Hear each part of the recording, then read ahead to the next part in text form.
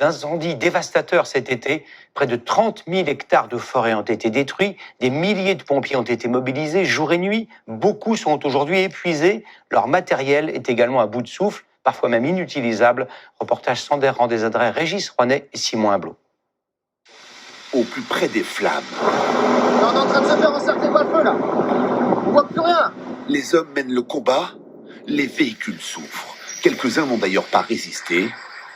Pour comprendre à quel point cet été n'a pas d'égal, suivons le capitaine Barthélémy. Là, on a à peu près une soixantaine de véhicules de camions feu de forêt qui sont indisponibles.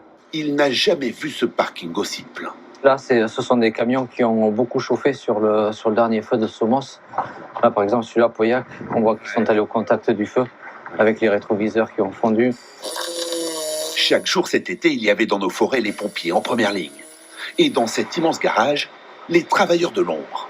Ici, on priorise les petites pannes pour ne jamais se retrouver à court. Là, à cette heure-ci, on n'a plus du tout de camions de réserve, ce qui fait qu'on fait une course contre la montre systématiquement pour pouvoir remettre des camions disponibles et qu'ils puissent partir de suite sur le terrain.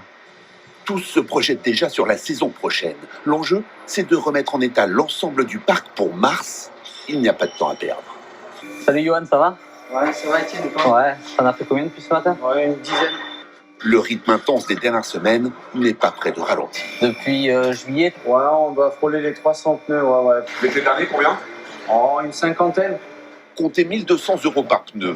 Un camion comme celui-ci vaut 340 000 €. Pour le conseil départemental qui finance les pompiers et leur matériel, il est encore trop tôt pour évaluer le coût de cet été.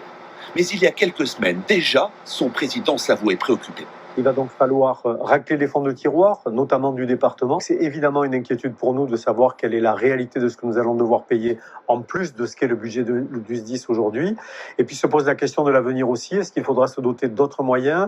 Pour ces 40 mécaniciens, chaque camion qui sort de ce garage est une victoire. Il faudrait juste qu'il n'y en ait plus qui rentrent.